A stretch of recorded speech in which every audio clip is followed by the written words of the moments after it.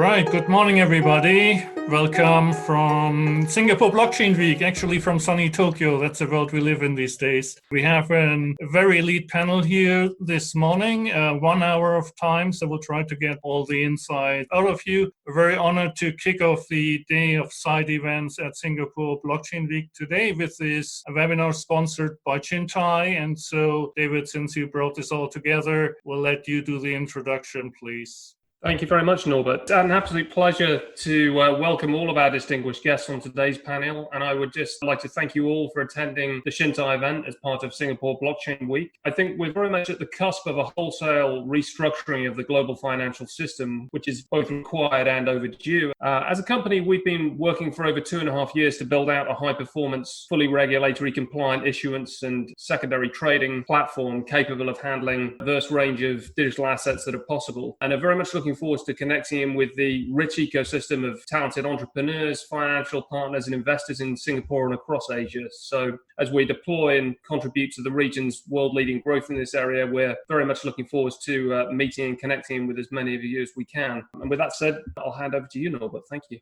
So the interesting field of securities token or digital securities is that regulators in many jurisdictions have come to the conclusion that securities tokens are actually securities. And that makes it very simple from a regulatory perspective. Tuhina, I would like to start with you. You're the first and only regulated custodian, so we're building the conversation up from the bottom. Most people always start with the trading. We'll start with custody today. You've made a decision, you're regulated. What we've heard also over the last 2 years or so was always that custody is really the missing piece that we need for institutional adoption of crypto more broadly. I think we run out of excuses. Either 2020, early 2021 will be finally the mass adoption, quote unquote. You with Propine are a key piece to that puzzle. Please, what are you doing? How are you doing it? And why have you chosen to be in a fully regulated segment of the market? Why custody? I think you very aptly put it when you said that it is a very, very critical component of the entire system. I come from a banking background, a capital markets background. I've been a trader with treasury markets for a very long period of my career. And having that background when I entered the FinTech space and while working on the ground in the crypto space, I quickly recognized that if the whole idea of crypto, digital securities or tokenized securities has to really gain ground, regulation can't be issued away, can't be wished away. I think it's very important to always realize that regulations, even though they may seem onerous at times, they are there for a very good reason. And they have evolved over a period of time because of certain human behaviors and the way we interact together in civil societies. And you can't change that or expect large systemic changes which govern how people's behaviors or how they interact with each other. And that's why these regulations, at least in short to medium term or even long term, are not really going to go away. So we need to have a regulated infrastructure players in the market to provide an entire end-to-end solution. Now, in 2017, most of the people were of the opinion that custody is something that only banks are going to do and that this is no space for a startup for very good reasons, right? I mean, there are certain good reasons why you would expect that. But I think it's always about either you can wait for a solution to be developed by someone else, or you can actually take charge and say, okay, here we are, this needs to be done, and we're going to do it. And I think that's where startups are always way ahead of the market, where no matter what challenges are there and no matter how many naysayers are there, you're going to go out there and you're going to get shit done. And I think that's where Propine came in as well. And we said, okay, everyone's talking about tokenization, everyone's talking about trading systems, but everybody's leaving custody to be one of those things that only very large big boys are going to do. And a lot of people thought that there is no way for a small startup to get that kind of license. I was actually very, very fortunate to have met some very good people, helpful people, people who believed in us, people who believed in the inevitability of this outcome. And my fellow panelist here, Nizam, is one of them. He was very, very critical in, helping us, actually go on this journey. And today, thanks to Nizam, in a very, very large way, we managed to have the difficult conversations with MAS. And today we are in the FinTech sandbox with MAS and have the capital market services license for custody, which actually is the highest type that you can handle or you can have to do the type of business that we're doing. Wonderful, thank you. And already the handover to Nizam, which is great. What do you see as the asset classes that will be tokenized tokenized first? To answer your question on what kind of asset classes, I think we are only limited by our imagination, right? What's really exciting about tokenized assets is that technology is a huge enabler. We've seen use cases in real estate, in securities, in all kinds of securities, debt, equity, funds, revenue sharing arrangements, commodities, or even intangible commodities, and all kinds of derivatives. And what's really great is that technology through smart contracts has just opened up all kinds of possibilities. I'd just like to touch a bit about regulations as well, because that's a matter close to heart. I think we are at a stage where regulators have done a lot. Clearly in Singapore, I think credit to the MAS, they have done a lot to facilitate setting up of issuance platforms, secondary trading platforms, and other critical members of the ecosystem like custody, like what Propine is doing. You said that it's very clear, securities token is a securities. Now that's a little bit of a double-edged sword. On the one hand, it's clear that there's this whole body of securities laws that would apply to it. However, I think there are a lot of legacy regulations that were drafted in a world that was very different. And I was responsible for that, having been the MES drafting regulations once upon a time. In the US, securities regulation was drafted in 1933. It was a terribly different world then. So rules regarding, say, prospectus requirements and, some of the conduct rules for broker-dealers, and even force-fitting certain models into classical boxes, broker-dealers, exchanges, clearing and settlement could cause problems, right? But especially when you talk about something like clearing and settlement. On the blockchain, everything happens almost instantaneously on the tech. You remove a lot of the need for a central counterparty to take on the risk. But yet regulators and regulations come from a certain preset, mindset. And I think that's something that will evolve over time. And I think once you address those issues, that will open up the vast possibilities for tokenized assets. Certainly, it's limitless and only our imagination draws the boundary. I think my two favorites are the very financial tokenization of Kentucky bourbon. And I think Chia from the Singapore FinTech Association was looking into tokenizing cows in Myanmar, which I find very creative as well. With that, you're saying over to you, kind of similar question, but we want to take a stab at the stablecoin question. We have stablecoins that are regulated and some that are not. Where do you see this mapping out, and what will be Singapore's role in that overall ecosystem?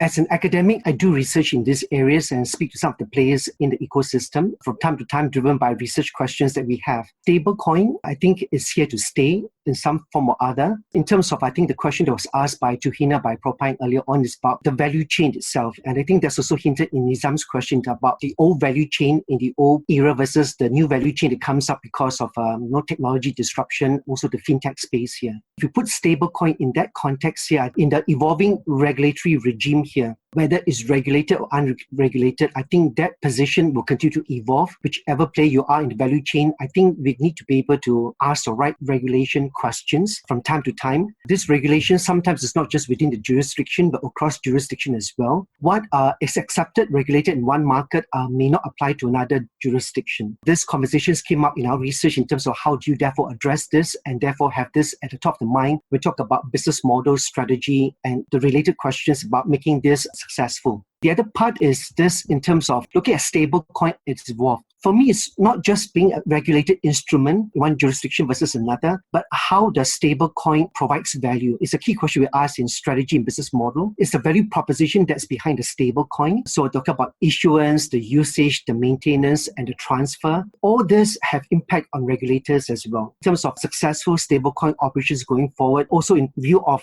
perhaps maybe more stringent regulatory scrutiny and so on, anti-money laundering and all the other stuff that comes with it, one has to bear this in mind. I've seen some other stuff out there that says, no, if this is not on the radar screen as you go through this and not being mindful of this, this has impact in terms of how this may enable the venture to be able to deal with the issues that come later. Trying to look at this value proposition of the stable coin. It's not just stables, what value it creates. So for me, it's basically how do we create value from stable coin and how do we capture value from it? I think it's more of taking a transient position, hypothesis emerging as the business situation unfolds. Now that we can ultimately tokenize anything, the question is, do we actually have a market for that? Thomas, if we can start with you on that, how do we create market depth? Regulation is a key. Back to Tuhina and worked with Nizam and his teams earlier on. The concept of regulation is one thing. The concept of central markets or central marketplaces is another. In the early days of blockchain revolution, and the whole concept was not to have centralization. So it's a bit of a catch-22, but even the largest purely digital exchanges have centralization because you have a central order book. Going to the argument in a plus of tokenization securitization, I mean, my background is I come out of exchanges. The idea of creating a central marketplace and bringing liquidity to a professional level is really key. And if you open up any of the pure digital sites today, like a Binance, for example, they've got a whole column for liquidity providers. And that's a nomenclature that comes out of the traditional markets, the market makers, liquidity providers. That used to be done at a membership level on the trading floors. There were professional independent broker dealers and such. Today, that's electronified. We're stepping into an asset class, carbon, and carbon has many different faces. ESG is the one that probably most people know. That's now attached to all the listed companies in the world. CSR, corporate social responsibility, that's the warm and fuzzy that everybody has. Social pressure, more in the West, I think, than in the East at the moment.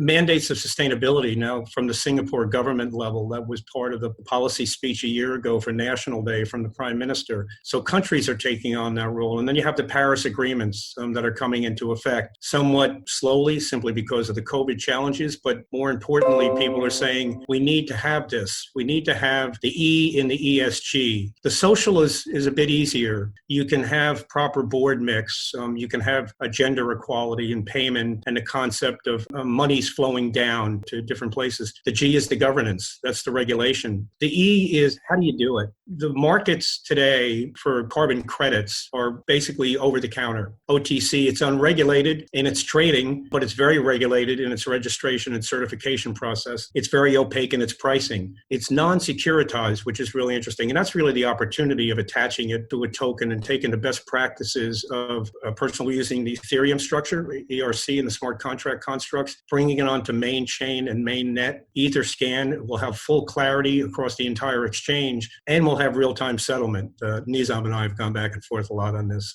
That is really the beauty of whole technology and the structure and the construct. So I'm doing carbon, but how I started looking at it was there's a lot of problems in the commodity food chain. Actually, only a small percentage of it actually ever gets to an exchange. Probably 94-95% of the total deliverability commodities in the world and may have an exchange-traded hedge price are delivered non-exchange and are dependent upon many different types of technology for tracking, proof, warehouses. Is it in a tank farm? And has it been rehypothecated? And that's a real big question today. And there's been some challenges in COVID in this region, basically multiple lending against the same cargoes, or even if the cargoes were in the tanks and such like that. So our proof of concept was that we could attach a carbon credit, use a number of the existing structures that are there today that are used by the industry, and add some of the new best practices around a blockchain, distributed ledger architectures, mainnet tracking, registration processes, the avoidance of double counting, and bring it all the way through the whole commodity food chain or the commodity trade finance chain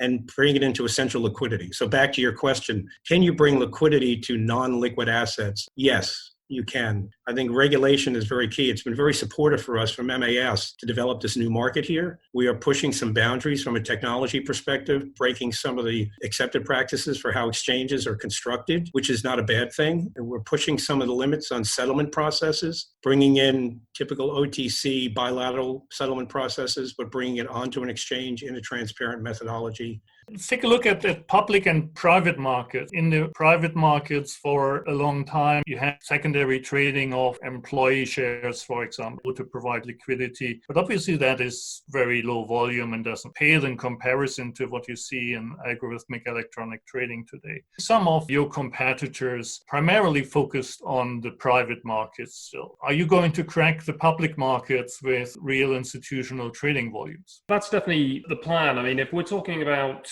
token liquidity here, I'd certainly echo the sentiment of Thomas there that it's very much been one of the persistent challenges, I think, in this space for a long time. And it increases risk for investors as well, price volatility. It can impact the underlying economics of an asset or indeed company or an application. Certainly the way that we have viewed this is rather than being, for example, specific to a single use case like carbon, we're obviously looking at this across the range of lots of different potential asset classes. We've already said, for example, that we can tokenize anything potentially here. And part of what we're therefore offering as a service is not just the rapid regulated issuance side, but also the opportunity for issuers to actually factor in the need for liquidity into the underlying design of what they're issuing. So part of that integrated service, without going into too much of the detail necessarily on this and the underlying mechanics, involves utilization of the banker algorithm, an efficient pull market that can act as a highly liquid market that can be integrated and leveraged by other exchanges ongoing for arbitrage, and to act as liquidity and market makers with an incentivization mechanism for the market makers also built into that. So,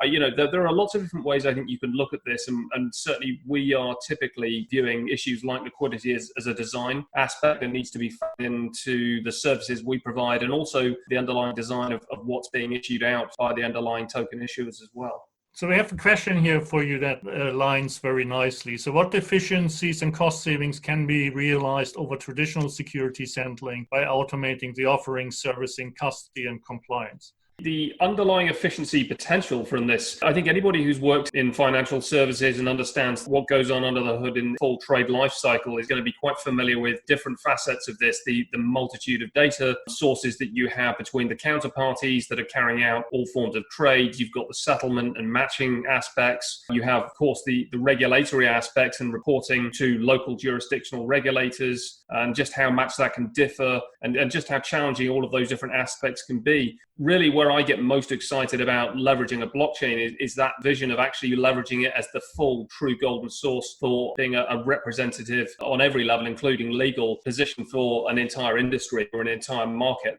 I think there's different kinds of models that we're going to see, and we'll see a lot of interoperability in servicing between those, but that's definitely, I think, a core aspect.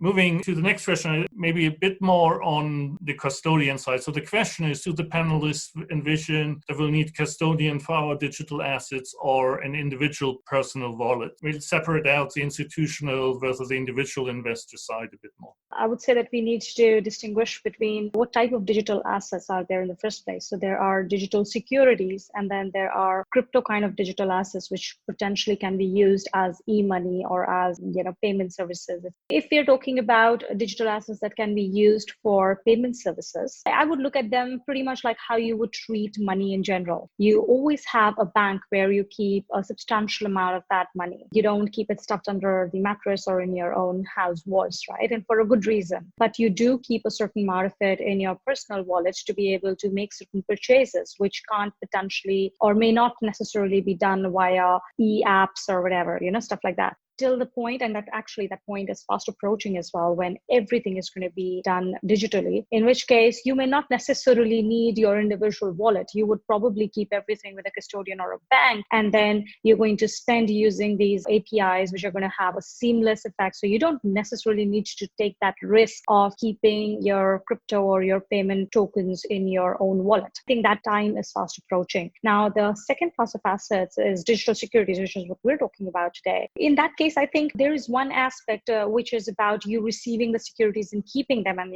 keeping them safely. And the second aspect is about actually managing and making sure that the entire life cycle is managed correctly. If you look at generally individuals, typically if you are investing in a lot of different private asset classes or different other asset classes, you don't necessarily want to have a full back office or a middle office attached to you to manage everything, right? End of the day, we all live in a Ricardian world where we do best a certain amount of things, and for everything else, we're not that good. We're not that efficient. So it's not an efficient use of my time to be my own cook or my own laundry person or my own gardener. So I outsource it to other people who can do it much more efficiently while I can use that time efficiently in something else. I think it's a very similar approach. You can do this, but I don't think it is going to make economic sense for most people to manage all of those themselves. And they're going to hive it off to someone else to make sure that their digital securities are kept safely, they are managed safely, and that their income or whatever other streams or whatever other benefits that accrue to them through those are properly managed without any hiccups. Let me follow up with a quick question. The announcement came yesterday or the day before that Standard Chartered was also looking into building custody in this space. They've been a model for how banks can innovate at different levels with Alex Manson at SC Ventures. If now the big old dodgy custodians, that's like a State Street or then Standard Chartered, come into the market, what does it mean for you? Is this a positive because it means acceptance, or is it obviously then a competitive situation? So I would say it is a very positive thing. The fact that large institutions find it worth their time, effort, and money to provide support for this asset class is a very, very big positive signal to the rest of the market. And as far as overall, like, are they a competitor? I don't think so at all. The type of markets that a Standard Chartered is going to service or a BNY Mellon is going to service is going to be a little different from the market that Propine is going to service. For a large company like BNY Mellon, for them to start even talking to you, their cost structures and everything is so high, and the opportunity cost of deploying their capital is so high that they're going to be likely working with really large funds, their sovereign wealth funds, etc. They're not necessarily going to service other classes. Like, if that were the case, then we would have a world which literally has just one bank. But that's not the case. We have all kinds of banks that specialize for different industries or different target markets for their specialized needs. And in fact, that world is only getting more and more, niche market based, where people are getting much more used to a very personalized level of service, very personalized solutions for them. And from that perspective, I don't see why a BNY Mellon or a Standard Chartered would immediately cause my market to be eroded. In fact, I see that as a massive positive and a big validation for everything we've done for the last 2.5 years. Nizam, I would like to come back to what you mentioned about having been heavily involved with drafting the rules. And clearly, if you look at the virtual currency, cryptocurrency space and the rules that are there, feels like the equities market 30 years ago, right? I would postulate it's heavily manipulated. There's front-running, market manipulation, etc. All the rules that have been built over a long time in the traditional equities markets don't apply there yet. And so how do we create a safe environment for investors, whether it's a digital security, tokenized security, or a cryptocurrency ultimately? You are right in that a lot of the rules surrounding market rigging, market manipulation, insider trading, front running, all kinds of market abuse currently have not found its way yet to the cryptocurrency markets. And I think there's also a function as to how regulators think, because I think the tendency is for them to think along product classes. Commodities has its own sets of regulations, securities, payments, and stable coins tend to be put under payments as well, and that creates some problems as well. I think it's just a matter of time before regulators pay more particular attention to the issues of consumer protection, market abuse in the crypto markets. I think it's a real issue. I think there was a report put up by the Office of the Attorney General of New York just about 2 or 3 years ago, and that points out as market rigging or market manipulation within crypto markets as a big issue. And I think we all know, those of us who trade in cryptos know that is a real problem. What is the role of the industry then? There is definitely space for industry players, crypto exchanges, and other intermediaries to come together and set best practices for the industry. Tom and I used to be working in the Digital Exchange Association, and there was one of the aspirations we had, that even in the absence of regulation, there clearly is an impetus for exchanges to come together, put in place gold standard or best practices, because the more the markets behave themselves, the less the chances of bad regulations coming their way.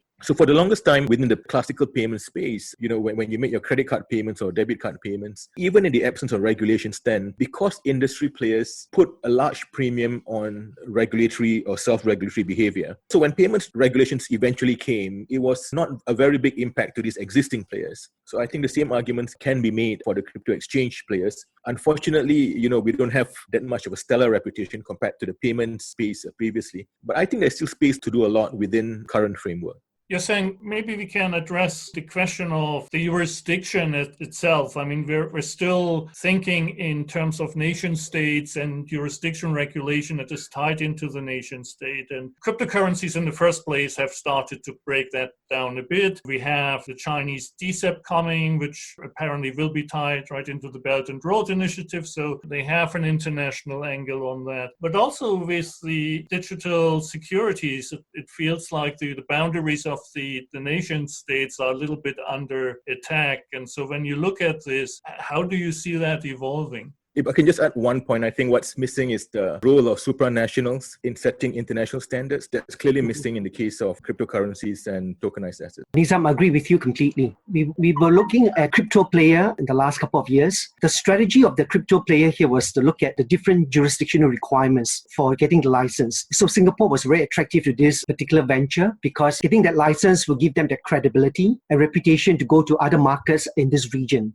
So I think they were clear in terms of their strategy, or what is the purpose of getting around the value of getting that license as a licensed player. But they also see opportunities in the part where it's not regulated, unlicensed. So I think it's not always easy to manage both. But it's clearly, I think, mentioned by the panelists, there are opportunities elsewhere. If you embark on that trajectory, that is both for me a locking constraint to some extent because you have a certain trajectory. I get licensed in market A and therefore expand to market B or C. Or should you do it concurrently, but then you look at your financial resources and your ability to expand the business model. I think you raised a question, Norbert, about scalability. So that has impact in terms of how you manage this at the strategic level. So if that is not managed well, it will have impact on the ability to leverage the opportunity. So when I find these jurisdictional differences, I call this a jurisdictional arbitrage.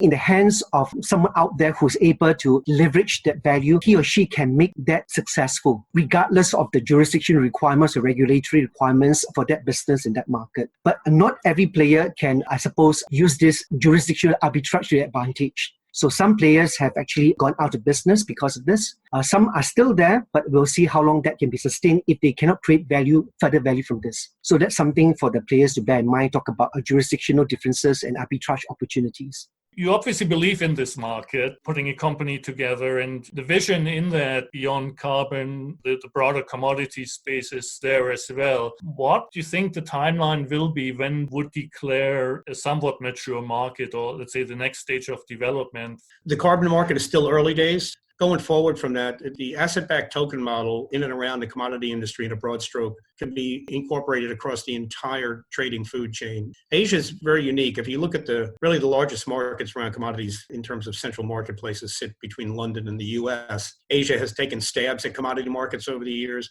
China has arisen very quickly especially in the last decade with the three centers, Zhengzhou, Shanghai, and Dalian, but they're still basically closed markets. Yes, there is international access, but they're China relevant, not global relevant yet. The digital framework takes down all those barriers. And we were talking about liquidity before, and we were talking about how to base markets, talking about custody, big banks versus independent custody. In and around the commodity markets, that actually exists. You've got independent custodians that operate the warehouses around the world that are actually not attached to the exchanges.